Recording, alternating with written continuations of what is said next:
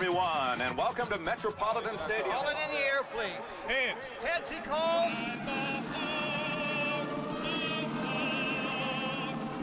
Hey, listen now. 4 quarters, 60 minutes, and we're the champions.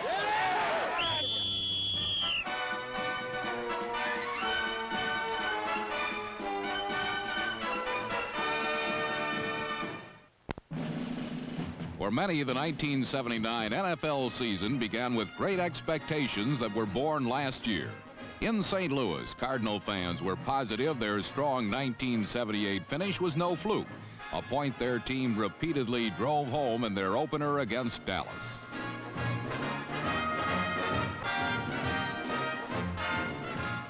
The Cardinal defense was vicious, while their offense was effective.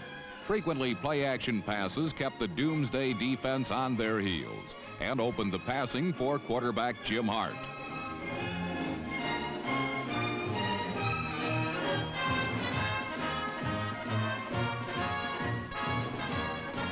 But while 2 touchdown passes kept the Cardinals close, it was the running of rookie running back O.J. Anderson that enabled St. Louis to take a fourth-quarter lead.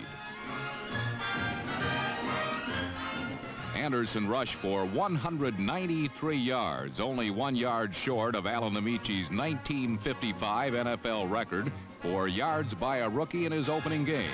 And it came against a defense that is not known for its generosity to runners.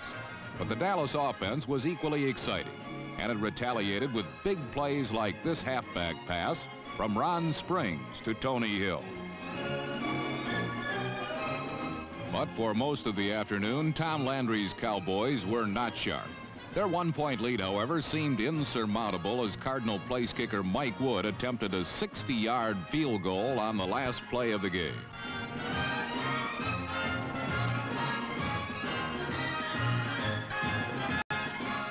Dallas survived the close call to win their 15th straight season-opening contest, an NFL record. But while the Cowboys escaped with a narrow win, their NFC Eastern Division rivals, the Redskins, were captured by defeat. Washington was hoping to upset the Houston Oilers on opening day at RFK Stadium, and a pair of touchdown passes from Joe Theismann to number 84 Gene Fugit nearly did the trick.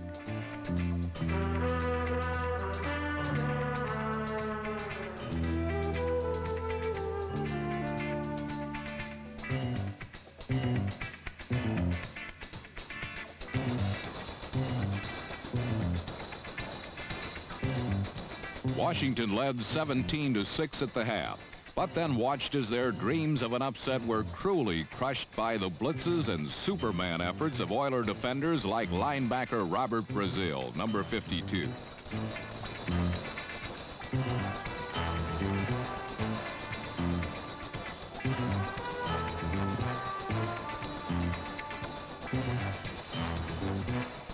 The Oiler defense held Washington to a field goal in the fourth quarter, while Earl Campbell and company banged out 16 final period points in a 29-27 Houston victory.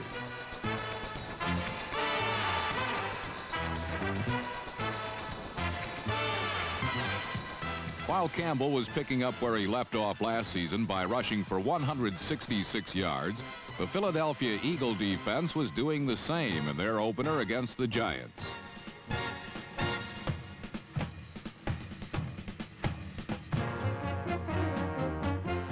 The tough defense that lifted Philadelphia to a playoff spot a year ago registered 7 sacks and collected 2 key interceptions.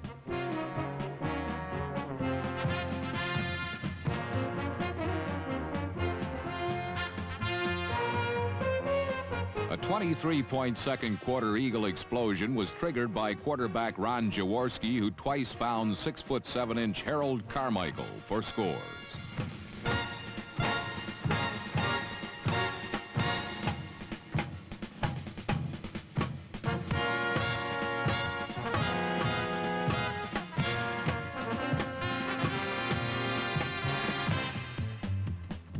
But trailing 23-3, New York struggled back in the second half as the highly publicized offense of new head coach Ray Perkins began to take wing.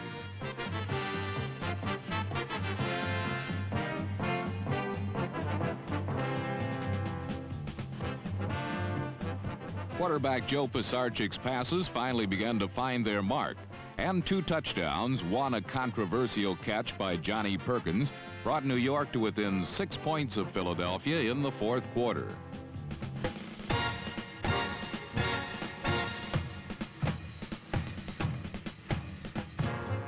But with less than a minute remaining, New York saw their final comeback hopes canceled for good by the Eagle defense.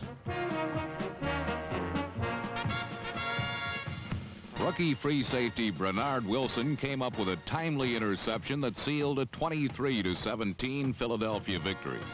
The return of a game-saving defense was an encouraging sign for Philadelphia, because if this team hopes to return to the playoffs, the Eagle defense will have to, as defensive end Claude Humphrey says, keep on rushing and crushing.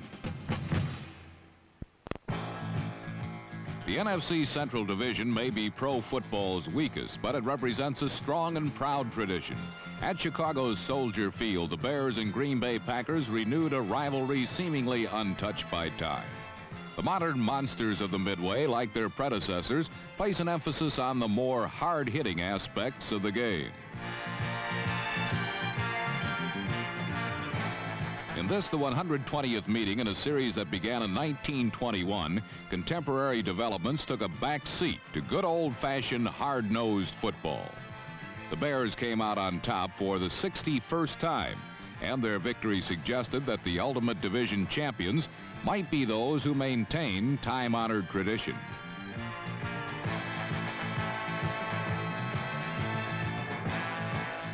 In Tampa Bay, however, a crew of young Buccaneers indicated that tradition can be turned upside down. The Central Division's newest members are more in step with the times. Rookie Jerry Eckwood, number 43, was especially in step.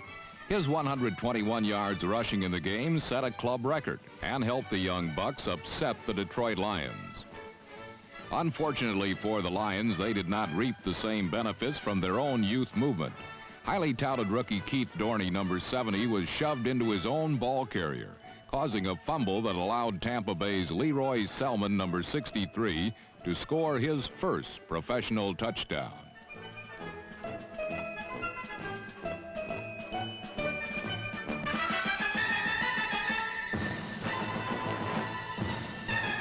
Quarterback Doug Williams is another example of Tampa Bay's youthful skill. He's even reached the point where he can remain seated while throwing a touchdown pass. Williams is able to accomplish the job in a more traditional manner as well. While he hit only 4 of 16 attempts, those 4 were all he needed to engineer a convincing 31-16 victory. Tampa Bay's win demonstrated that in 1979 Central Division race, youth will have to be served. The passing of the old guard was noticeable at Minnesota's Metropolitan Stadium, where the Vikings hosted the San Francisco 49ers.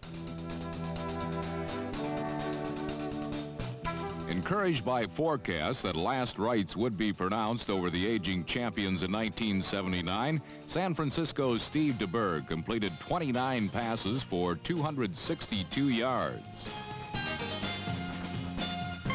But in the second half, the Vikings made it plain that such pronouncements were most premature.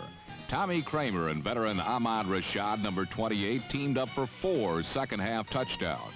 Kramer, who had not completed a touchdown pass during the preseason, suddenly found himself very much at ease in filling the Fran Tarkenton legacy. And for his part in the heroics, Rashad equaled a club record.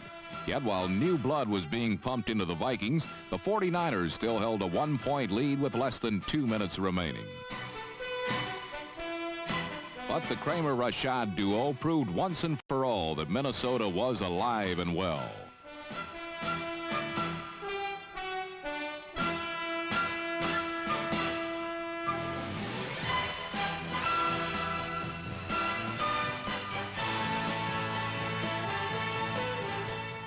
Although Sammy White recovered the apparent fumble, the referees ruled that Rashad had crossed the goal line before losing possession of the ball.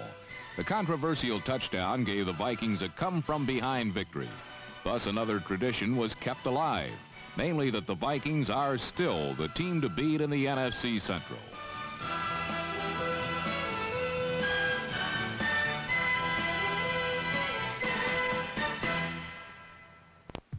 The last time the Buffalo Bills beat the Miami Dolphins, Richard Nixon was president, and gasoline was 38 cents a gallon. Buffalo had lost 18 in a row to the Dolphins going into last Sunday's game. But it appeared that the streak might end when the Bills blocked a first-half field goal attempt. Number 26, Charles Romes, turned the block into a 7-0 Buffalo lead. But that was to be Buffalo's only bright spot for the day. Their attack was held to a paltry 121 net yards as the Dolphin defense shut them out the rest of the way.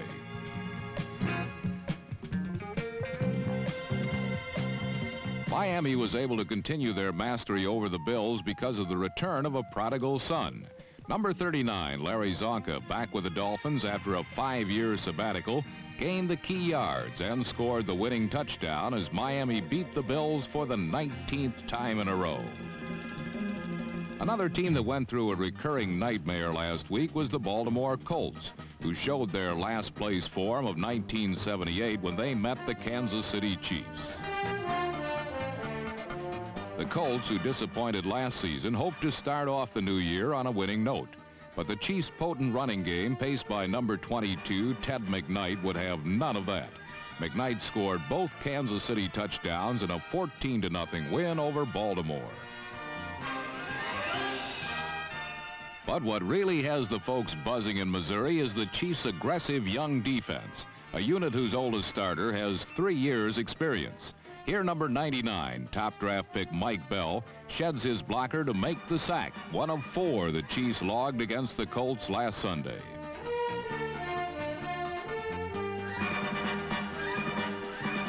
Another stick out is cornerback Gary Green, number 24, whose interception halted a Baltimore drive. If you include the preseason games, the Chiefs have not allowed a score of any kind for 11 consecutive quarters. If they keep this type of play up, the AFC West could become a 5-team race. The same formula of minimum point production and maximum defense has been a staple for the Denver Broncos, the AFC West defending champion. Against Cincinnati, they mustered just enough offense to win their season opener. Denver was stingy last year, and they showed no signs of changing their ways. Against the Bengals, Orange Crush was in mid-season form.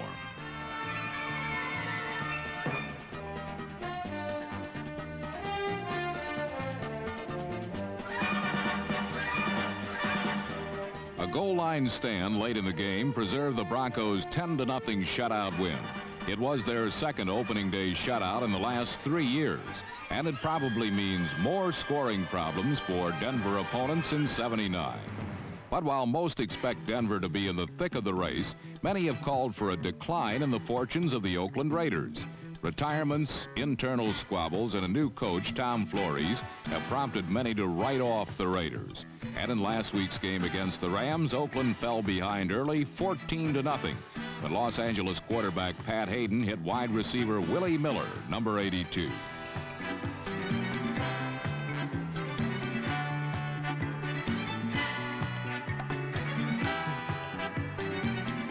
But like Mark Twain's death, reports of Oakland's demise appear to be greatly exaggerated.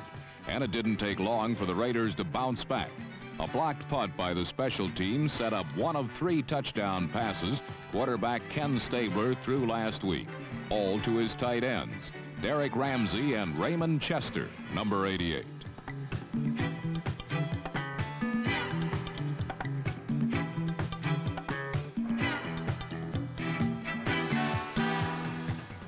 Oakland's 24-17 victory over a very good Los Angeles Rams team may force some of the experts to reconsider their predictions. One team they all seemed to like in the preseason polls was the Seattle Seahawks. And after a successful summer, their fans felt they had good reason to be optimistic about 1979. Through the first quarter of their opener against division rival San Diego, Seattle looked very strong, especially on defense, an area of weakness last year. But it was all San Diego after that as the Chargers translated 6 Seattle turnovers into a one-sided 33-16 shellacking.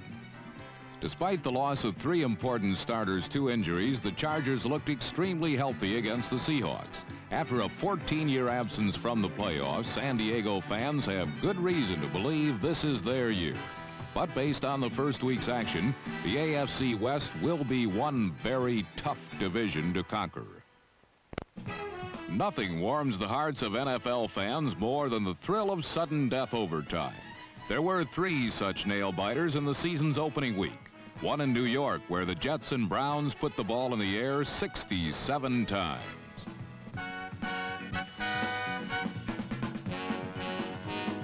The passing parade was sparked by superb performances by the receiving corps of both teams.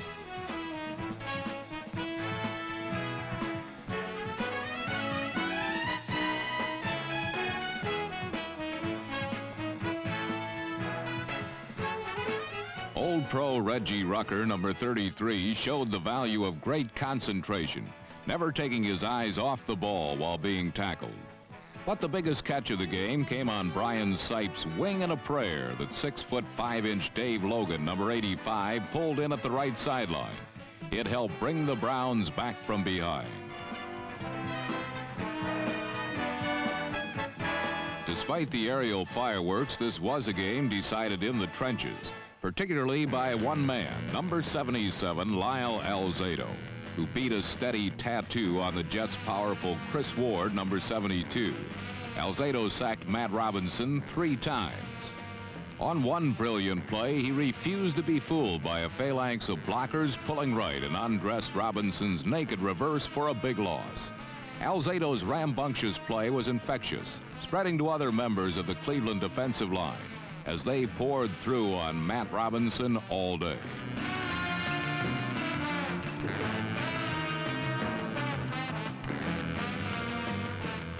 This has been a Cleveland weakness in the past and precipitated the trade that brought Alzado east from Denver. It appears what once was a major liability is now a source of strength for the Browns. The play that turned the game came in overtime when Robinson, a regular for the first time since high school, put the ball up short, right into the eager hands of number 21, Cleveland cornerback Oliver Davis.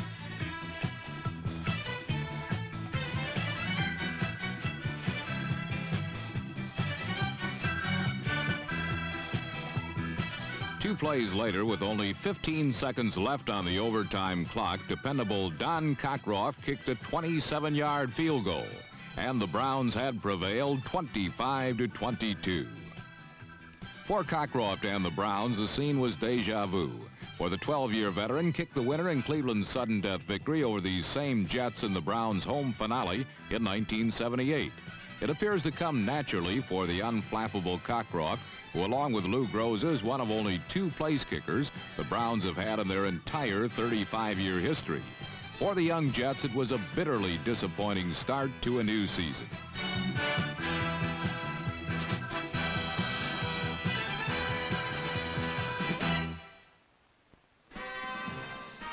Last year, New Orleans missed its first winning season ever by the margin of 2 games, both last-second losses to Atlanta. But with an explosive attack featuring number 89 Wes Chandler and Chuck Muncie, number 42, the Saints have reason to feel this may finally be their year.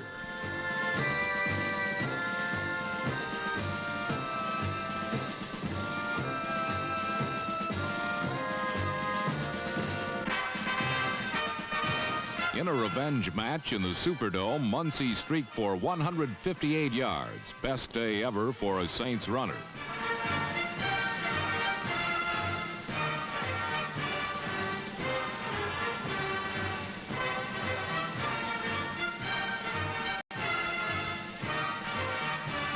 But good as the 230-pound Muncie was today, the Falcons had a back who was even better. Number 31, 5th-round draft choice William Andrews ran for 167 yards in his professional debut.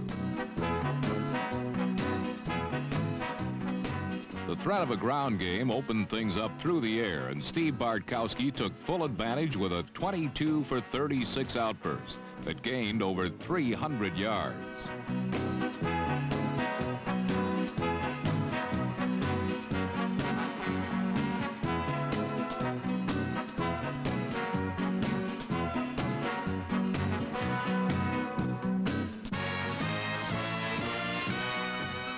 But as so often happens in a tight game, special teams spelled the difference.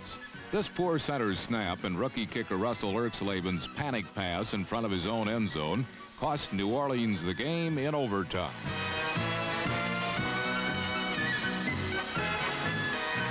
The 40-34 Atlanta win served to show that the Falcons haven't run out of miracles.